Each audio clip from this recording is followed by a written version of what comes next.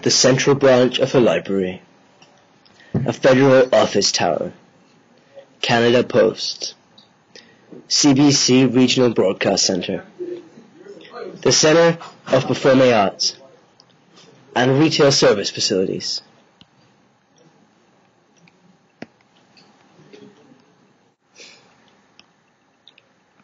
In January 1869, Vancouver's first mill, Hastings Mill, was rapidly developing. The then manager of Hastings Mill, J.A. Raymer, started the New London Mechanics Institute, which was a meeting room in the library for his employees.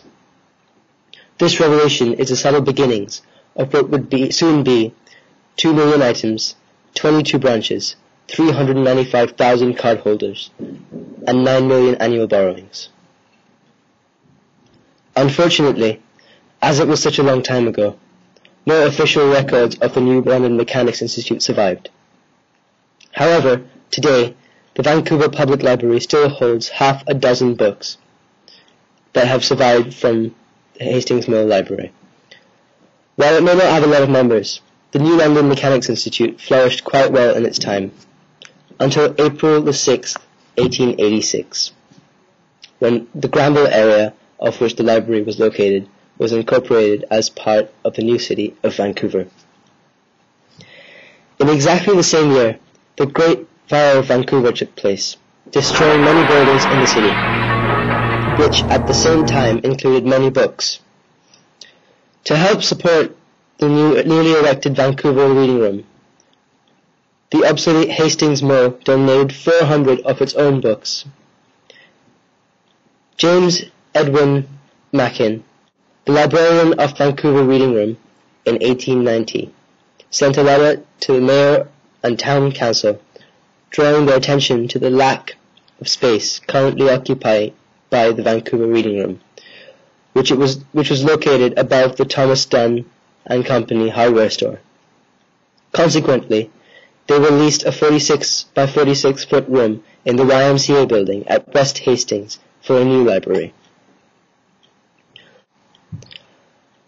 Soon, the new library in the YMCA building was becoming overcrowded and congested, and once again would require more space.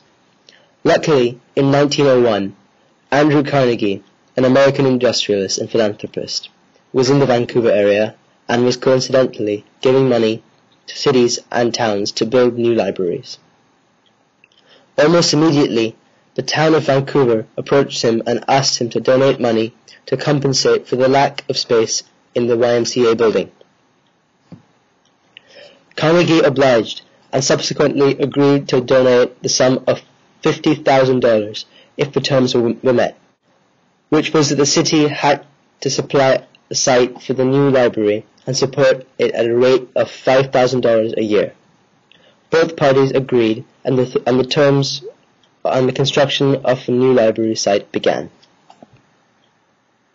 The new library was established at the corner of Hastings and Westminster Street, which is now Main.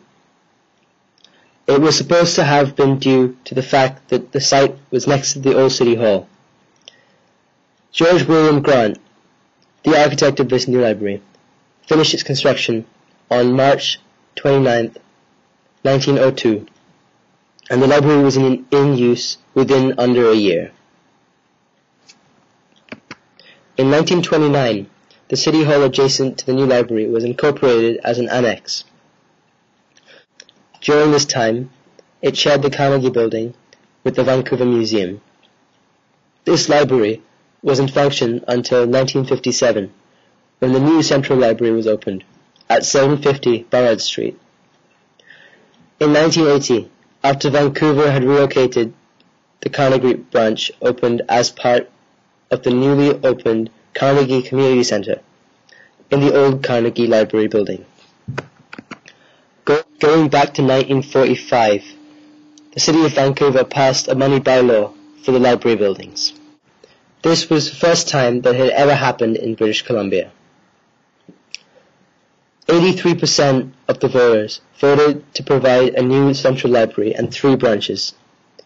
Throughout the next few years, the site of the new Central Library was heavily debated. In July 1951, the site was chosen to be the northeast corner of Robson and Burrard Street. However, as late as 1954, there were people pressuring the library board and city council to reverse their decision. Fortunately, these protesters were silent and the construction of the new library began. It was opened on November the 1st, 1957, and was in function until April the 22nd, 1995, where it succumbed to a new library that exists today.